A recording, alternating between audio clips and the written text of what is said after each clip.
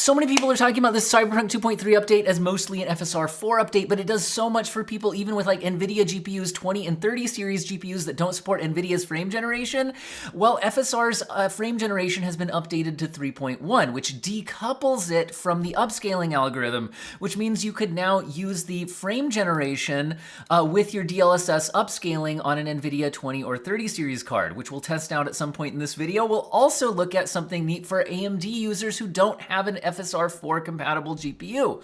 XeSS has been updated to the 2.0 version, which is significantly better than older versions of FSR, but is supported on 6000 and 7000 series cards. And again, you can also combine that with the FSR frame generation, which you couldn't do before. So this is great for them, but it also adds the FSR 4 update, which is also a big deal for AMD 9000 series users, except I'm on a 9070. How come I don't see FSR 4?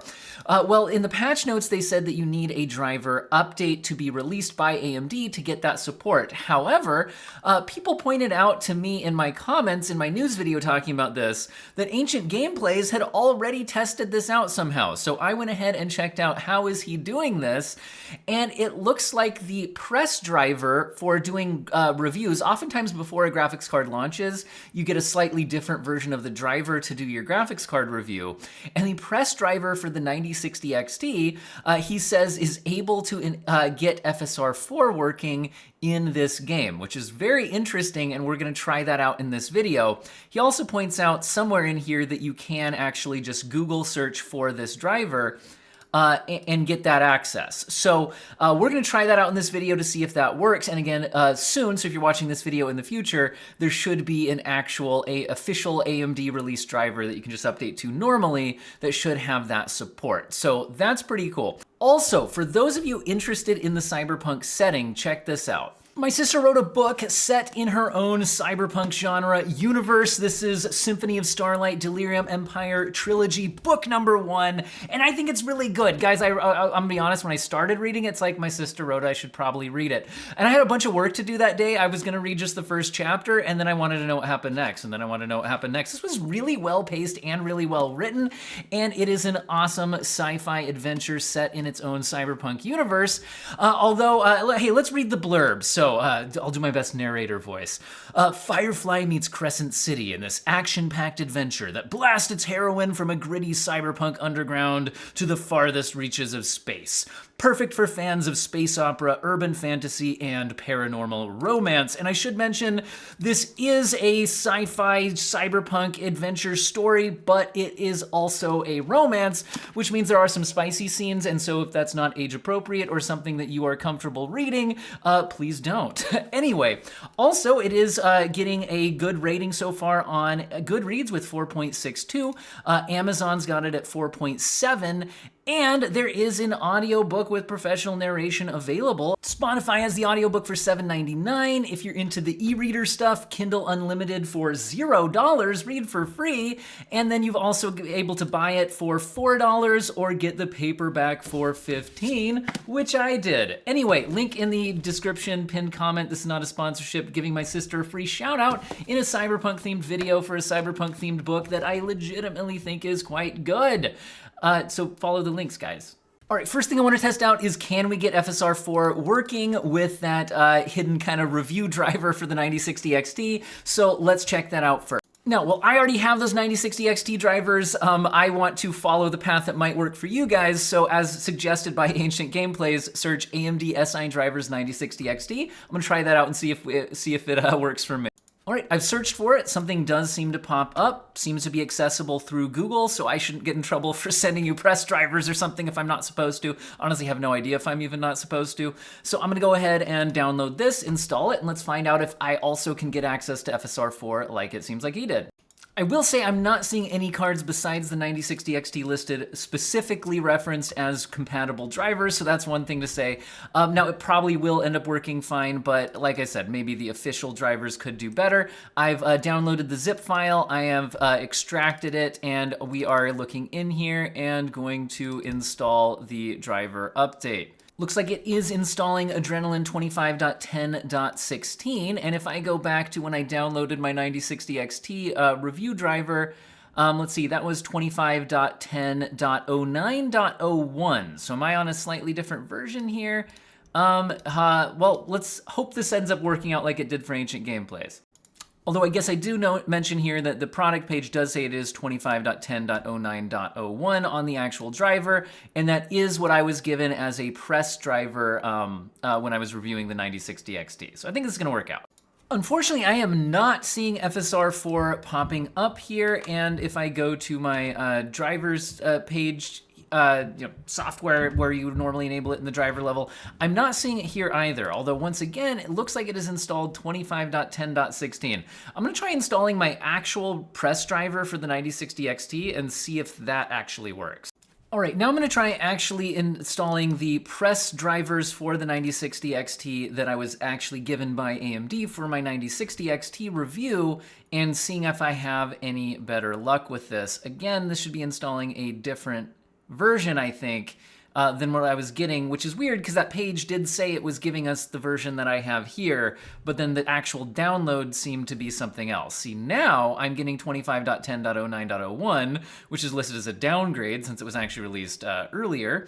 But anyway, let's go ahead and install this and see if that works. We appear to have success. So with 25.10.09.01, if you can actually get a hold of it, I don't know why that page that said it was giving it to us didn't, but it does now show me the FSR 4 toggle in the driver. I can kick that on, and I think we're gonna be a way to go. It wasn't showing up in the menu at first, but I think if I now restart the game after turning on that driver toggle, it should be available now. All right, we fired it up and I do have it working. We're in game. Okay, 1440p will start out. I'm at the ultra preset, but with resolution scaling turned off.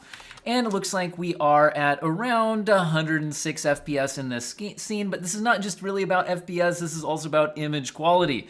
Notice that even at native resolution, things like that little hologram for the fast travel area right there does not look great. There's some unstable elements in the background and on edges, and all of that. And this is at native resolution. Let's go ahead and now try out well, let's actually start with FSR 4, and then we'll compare it to the older versions. Let's go with FSR quality.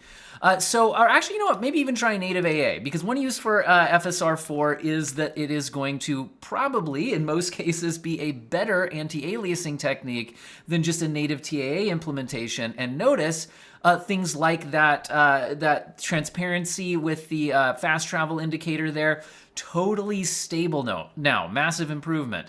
Now also notice that performance numbers seem to be a lot lower now because there is a performance cost compared to running native TAA. But a lot of elements in the scene do just look better than they did before, which is really nice. But you can still hang on to a lot of those graphical improvements over native resolution. Usually, I haven't tested out in this game yet, even using the upscaling rather than just being at a native AA implementation. So now we're gonna go to FSR quality, and let's go ahead and see where we're at.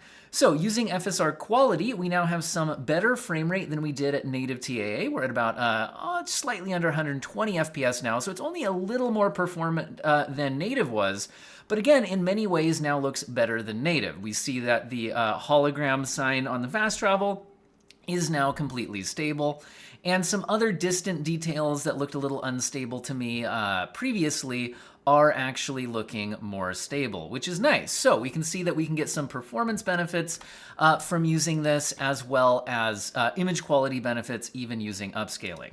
Now, FSR 4 balanced mode, we're further lowering the internal rendering resolution, so it gets a little bit harder to do the upscales. But again, in terms of overall stability, there are still some improvements, I would say, even over native TAA. Although distant details in palm trees and things like that, I think are getting a little harder to reconstruct the less resolution that we get. We can also then go all the way to performance mode to, well, get the most performance out of it. We're now at 156 FPS, 157 FPS, so a lot higher than we were seeing at native TAA. And in some sense, some elements are still more stable than they were with a native TAA implementation, like that hologram on the fast travel. some of the distant details. But again, starts to get a little creepy crawly and some loss of detail on certain elements, objects in motion, things like that. But we can certainly say that there is some good image quality available using that FSR 4. Now, let's compare it to the previous versions. FSR 3 implemented in this game for upscaling previously looked actually worse than 2.1. I'm actually curious if that's still the case. But let's try out FSR 3 performance mode as kind of a... wow, yeah, you can instantly tell that we are extremely shimmery on all sorts of objects, especially that hologram, but just look at literally like everything on the screen right now. Again, performance mode upscaling with previous versions of FSR was, I would say, unusable. Unusable is probably too strong of a word, because if you're just absolutely strapped for performance on a low-end GPU, okay, you're gonna do what you gotta do. But it wasn't an ideal way to gain performance if you could do it in other ways, turning down other settings, etc. So we can see that FSR 4 is an extreme improvement over FSR 3, although FSR 3, you may notice, actually, let me go back for a second, is actually achieving a higher frame rate than we were getting with FSR 4. We're at about 168 FPS here, whereas I think we were a little bit lower than that using FSR 4. So there's a little additional performance cost, but not badly so. Let's go all the way down to quality mode. FSR 3, if I was going to use it previously, I'd probably stick to quality mode, but even there we can still see a lot of shimmering in the hologram. Some of these fern palm tree branches look quite unstable. Again, like look at these palm tree branches. They're shimmering all over the place. Let's switch back to FSR 4 and well, I guess I'll go quality mode, but then we could even go down to performance mode and I think it'll look better, right? So those palm tree branches are now much more stable.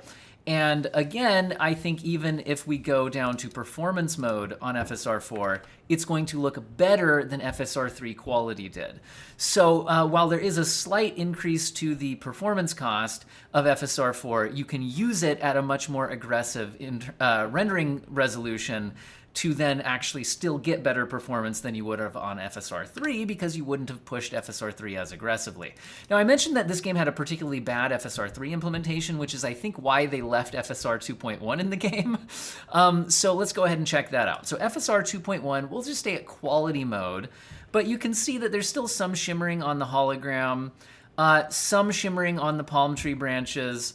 But again, interesting that 2.1 I think looks better than 3, but that is what it is in this game. Going down to performance mode on FSR 2.1 though, yeah, still a little bit of shimmering on the palm tree branches, that hologram's in pretty rough shape, etc.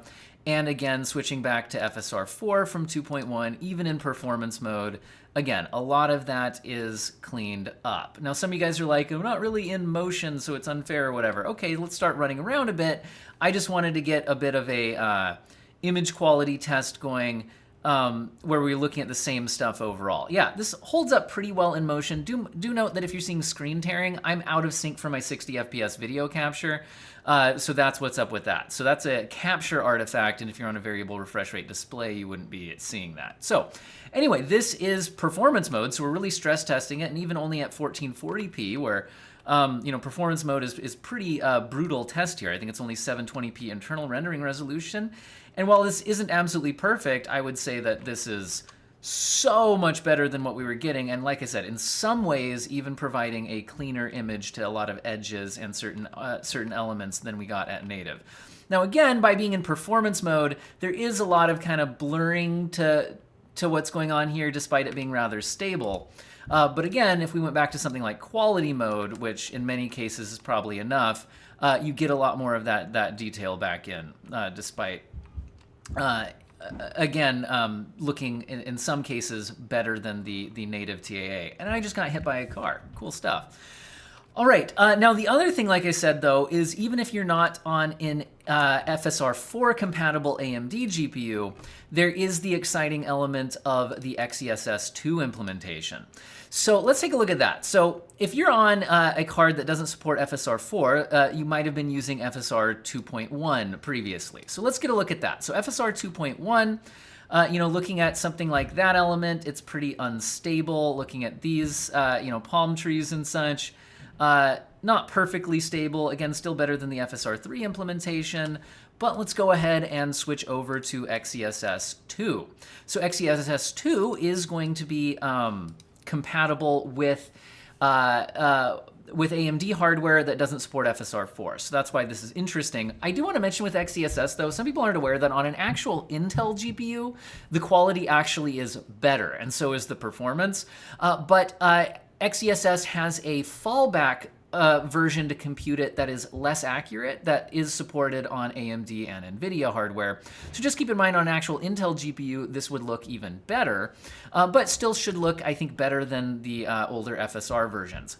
Now, keep in mind that ultra quality here is the same internal rendering resolution as quality mode when you're talking about FSR and DLSS. Intel uses a different naming scheme for the same internal rendering resolutions. Okay, so this hologram isn't perfectly stable.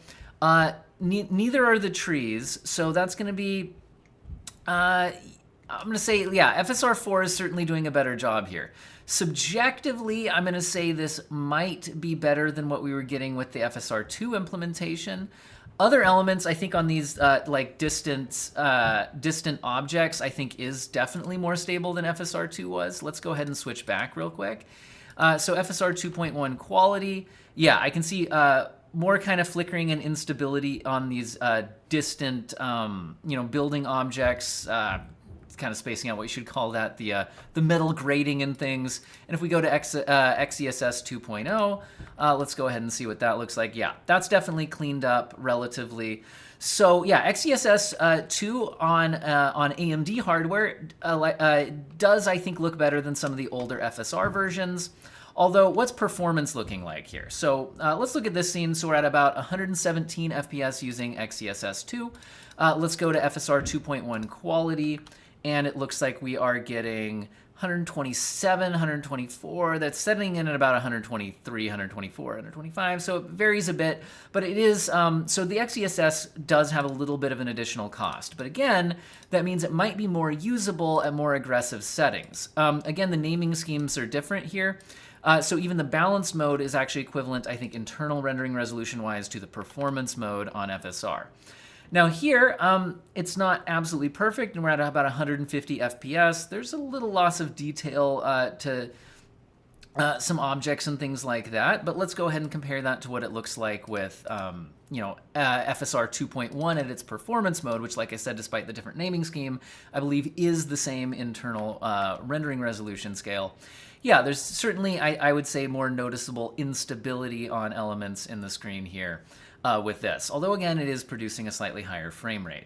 So this is pretty cool for AMD users. The next thing I want to switch over to is an NVIDIA GPU with a 20 or 30 series card and show that we should be able to now use DLSS upscaling with FSR frame generation. All right, I've popped in my RTX 3080, and this is pretty great. So previously, like I said, you couldn't use FSR frame generation with DLSS upscaling in this game without mods. Now, I have covered in other videos how to mod that into the game and make it work, but it's nice that that's no longer needed now. So you can decouple the frame generation from the baseline upscaler. So if you're on an AMD GPU that doesn't support FSR 4, you could still use XeSS 2 along with FSR frame generation. But if you're on an NVIDIA 20 or 30 series GPU, like I'm on an RTX 3080 here, I can use DLSS super resolution with the new transformer model and all that, but couple it with FSR frame generation, which is nice without relying on any mods or anything like that.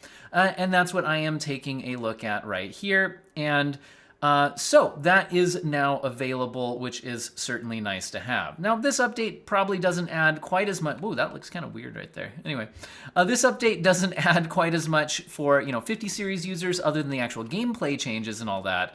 But it is pretty cool that AMD users and older NVIDIA users and Intel users all got a pretty hefty update in this version of the game, which is very cool here. And so let me know what you guys are thinking in the comment section, and don't forget to check out my sister's book.